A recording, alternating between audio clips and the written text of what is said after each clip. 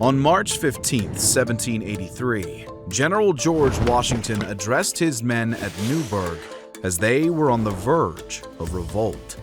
Congress has not paid them, and now the pensions they'd been promised were being thrown into doubt. Officers and their men were ready to overthrow the new American system when it had barely begun. But Washington appealed to their honor and their patriotism, urging them to trust in the fragile new political system that the Revolution had only recently created. Washington's speech alone did not immediately calm the crowd. It was only when he took out a letter and, struggling to read it, acknowledged his failing eyesight that the officers were visibly moved. "Gentlemen, you must pardon me. I have grown not only gray but almost blind in the service of my country." This emotional moment, more than his speech, softened their resolve and convinced them to remain loyal. The Revolutionary War was won, but building a new nation from the ashes would be an immense challenge. In this series of videos, we will chart the early history of the United States as revolutionary ideals were transformed into the foundations of a powerful nation. We see how it navigated its earliest challenges and meet the men who forged that path through those first formative years. The Articles of Confederation. In 1783, the United States was organized under the Articles of Confederation. The federal government was headed by a single-chambered Congress with the power to manage foreign affairs, declare war, and handle relations with the Native Americans, but little else. States controlled virtually everything else, including trade and taxes. The Articles didn't have a place for a king or a man approximating one. Washington was well aware of this. As the most popular man in the states and with full control of its military, Washington could easily have swept away the fledgling Republican government and asserted his rule like so many men before him. Instead, in December 1783, he rode into Annapolis where Congress was meeting and relinquished all of his power to them. "Having now finished the work assigned me, I retire from the great theater of action, and bidding an affectionate farewell to this august body under whose orders I have so long acted, I here offer my commission and take my leave of all the employments of public life." It was an intentionally eye-catching surrender of military power to civil. Delivering Congress's official reply, Thomas Jefferson gratefully thanked Washington for his humility. "You have conducted the great military contest with wisdom and fortitude, invariably regarding the rights of the civil power through all disasters and changes." As the Revolution's hero retired to his estates in Mount Vernon, the fate of the country now lay in Congress's hands. Challenges of a new nation. Unfortunately, it was soon obvious that Congress could not effectively meet every challenge facing it. The most immediate issue was economic. The U.S. had a total debt of approximately $77 million, including $40 million in domestic debt and $12 million owed to France and the Netherlands, with the remainder due to individual states. However, it had no powers to enforce taxes or regulate trade, which were both reserved to the states. The states were unenthusiastic at the idea of sending off their revenue to service the federal government's debt.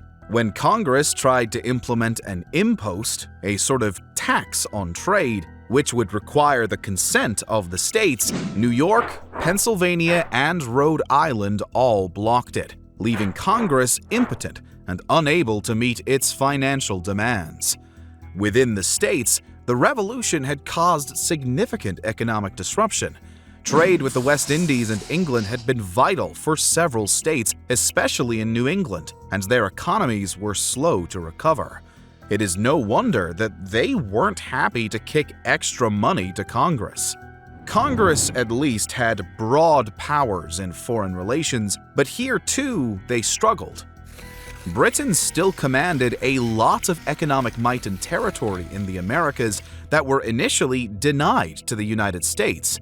Britain continued to occupy strategic positions in the West that blocked American travel and trade into the interior while shutting them out of the lucrative ports of the Caribbean. Spain was no ally either, shutting down U.S. navigation rights along the Mississippi, which Congress tried and failed to regain via diplomacy in 1786. Even France had become frustrated with the new nation, mostly due to Congress's inability to pay the interest on their massive war debts in 1785. Every major European seemed to have a bone to pick with them, so much so that founding father John Jay lamented that the US had become the sport of European politics. For a nation conceived in rebellion against tyranny, there were many who had no sympathy for Congress's struggles. There was a deep skepticism of any form of centralized government after 1783, and the states jealously guarded their power. Uncertainty, impotence, and pessimism were the rules of the day. Westward Expansion. If Congress had one success in those early years, it was addressing the settlement problem in the unsettled territories. The unorganized territories in the Northwest, which would one day become Illinois, Indiana, Michigan, Minnesota, Ohio, and Wisconsin, needed to be properly managed. There were plenty of settlers eager to claim land there, so Congress passed laws to govern future settlement. Thomas Jefferson led the way in making arrangements for the Northwest Ordinances of 1784 and 1787, which laid down strict rules for these new societies. Land would be divided into townships of 6 square miles each, further divided into 36 sections of 640 acres each. Lot 16 was specifically reserved for public schools, while other sections were set aside for federal use or sold to settlers at $1 per acre. Jefferson had been warmed to the idea of giving the land to freeholders at no cost, but the government's dismal finances meant they had no choice but to demand payment at no more than $1 per acre. The ordinances also laid down government arrangements. New territories would receive an appointed governor until such time as it was large enough to apply for full statehood. At that point, the new state could be admitted to the Union on equal terms to the existing 13 states with an elected government of their own. In a period that saw constant federal failure, the ordinances were a rare sign of success. They proved that Congress could, when given the proper powers, provide successful solutions. Visions of a new America. Still, the states had to solve most of their own problems for now. This was so in March of 1785, when Maryland and Virginia held the Mount Vernon Conference to peacefully resolve a long-standing dispute over the Potomac River.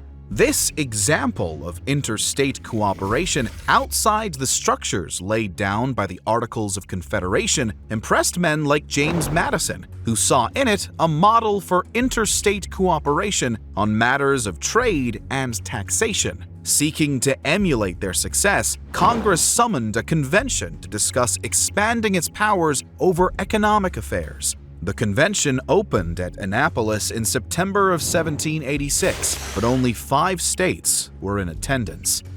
The delegates from other states were so late or weren't coming at all that they were forced to postpone the convention until May of the following year. Angry at high taxes, economic depression, foreclosures on farms, and the refusal to issue paper currency, farmers and veterans in Massachusetts took up arms against the state government. Shays' Rebellion, named for one of its leaders, Daniel Shays, proved that the current American system was unworkable. Common people were so unhappy that they were rising up in revolt, while Congress had virtually no effective power to respond to it. Massachusetts state militia were called in to put down the rebels, which they did after a series of small clashes by February 1787. Although it did not last long and left only 9 people dead, Shays' rebellion shattered confidence in the Articles of Confederation across the colonies. Change was desperately needed before far worse unrest could break out. The Constitutional Convention. It was in this mindset that the 55 delegates of the Constitutional Convention met at Philadelphia in May 1787. Among them were James Madison, Alexander Hamilton, Benjamin Franklin, and a host of other prominent early Americans who over the next 4 months would hammer out their vision for a Constitution of the United States. Even Washington was convinced to attend, if only so that his absence wouldn't be taken as some sign of disapproval of the new government arrangements. The convention needed to tackle several key issues. They needed a federal government that was capable of handling the nation's finances and disputes between states. They had to decide where state power stopped and federal power began. This new government needed to be strong enough to respond to crises like Shays' Rebellion without remaking a tyranny like the one they'd just gotten rid of. It also needed to settle the question of how its legislature would be elected. Smaller states like New Jersey wanted a system where representation was given to all states equally, while larger states like Virginia demanded representation based on population. That left another question. What of the slaves? Would states gain more electoral power the more slaves they owned?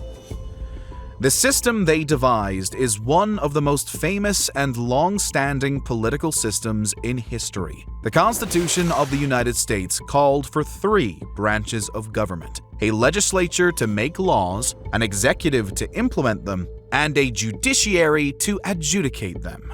Each branch was designed to check and balance the others. Each branch also had strictly enumerated powers, and anything not explicitly given to them in the Constitution belonged to the states by default. To compromise between the demands of large and small states, the legislature and Congress would be split into the House of Representatives, with power given to states based on population, and the Senate, where all states received 2 senators each. As for slaves, they would be counted as 3/5 of a white person when it came to allocating state representation based on population. The slaving states like South Carolina had wanted full representation to boost their power, but anti-slavery states managed to talk them down. On September 17, 1787, 39 delegates, including Washington, Franklin, Madison, and Hamilton, signed the final draft of the Constitution. Ratification. The Constitution still required ratification by at least 9 of the 13 states in order to become law. The nation was soon divided between Federalists, who backed the new Constitution, and the Anti-Federalists, who opposed it. Critics of the Constitution argued that it took too much power away from the states and created a new tyranny in the federal government.